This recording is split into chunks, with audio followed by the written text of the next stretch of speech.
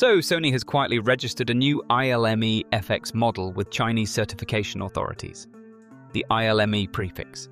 That's Sony's code for cinema line, meaning Sony FX3 II is no longer a rumor. Because in 2026, Sony doesn't just have to make a better FX3, they have to make a better FX3 while their entire lineup is up in the air. So today, we're not just talking about specs and leaked sensor sizes. We're talking about whether Sony still has the nerve to make Sony FX3 II that changes the game, or whether they're about to play it too safe.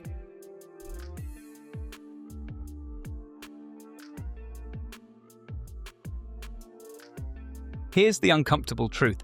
Sony's product team wakes up to every morning. They are fighting a war on 3 fronts simultaneously, and at least one of those fronts is their own lineup. Let's lay out the battlefield. On the outside, Canon has entered the compact cinema space in a way it never really has before.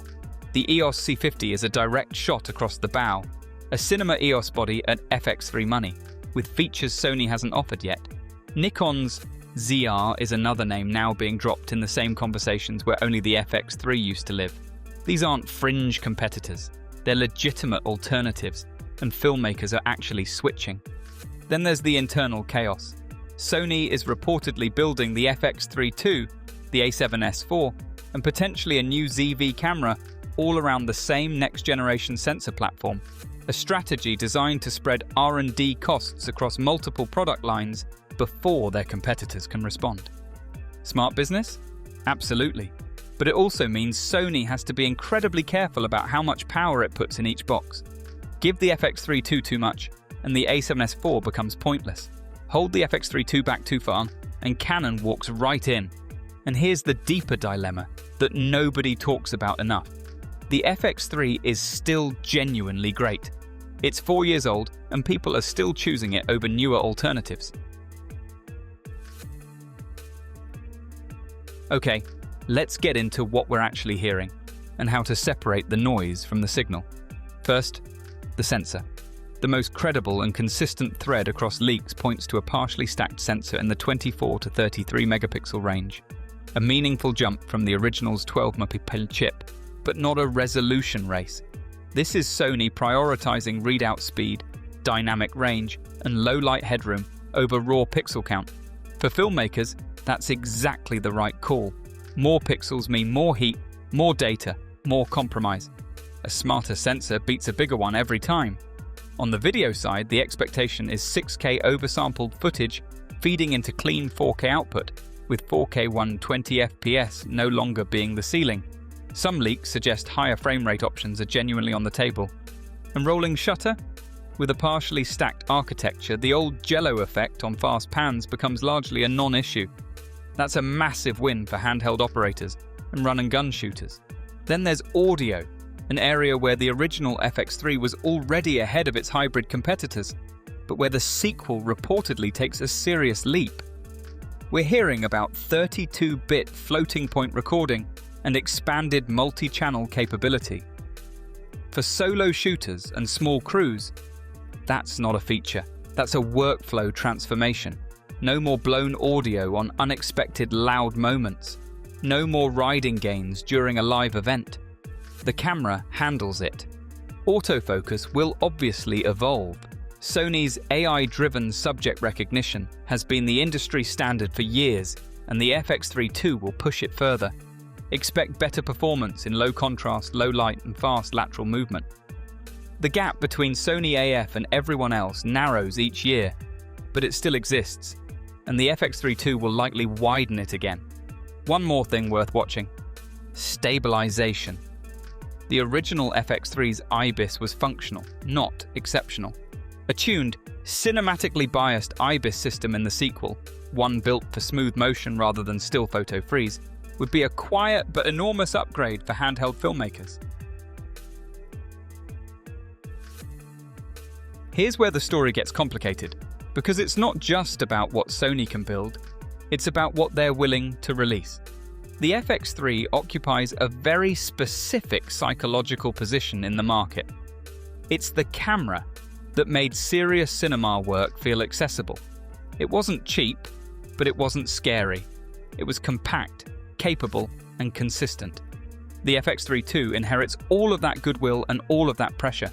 The community isn't asking for a revolution. They're asking for a fix. Fix the sensor age, fix the rolling shutter, fix the audio ceiling, evolve the stabilization. Don't wreck the size. Don't wreck the color science. Don't wreck the menu system that took 3 years to memorize. And that's actually a harder brief than make the best camera possible. Constraints make things harder, not easier. What makes this even more layered is the broader Sony picture in 2026. The Sony A1 II already set a new benchmark for flagship hybrid shooters last year. A7R6 is also a smashing hit. And rumor has it the A7S IV, long considered a ghost product, may finally materialize later this year or into 2027, sharing that new sensor platform with the FX3 II. That means the FX3 II isn't just a product, it's the opening act in Sony's biggest lineup refresh in years. And when you're the opening act, you don't get to steal the show. You just have to be good enough to make everyone stay in their seats. The certification filing is confirmed. An ILMI FX model has been registered in China, and Sony uses that exact prefix exclusively for cinema line products. Cross-reference the timing. Canon's EOS R6V dropped on May 13th, a camera that directly targets the FX3's audience. Sony registered their cinema camera 4 weeks earlier. That is not a coincidence. Current sentiment from the most reliable sources, which has a strong track record on Sony specifically, places the FX3 II announcement window at mid to late 2026, with many pointing toward the second half of the year for actual availability. Some are betting on a summer reveal tied to a trade event.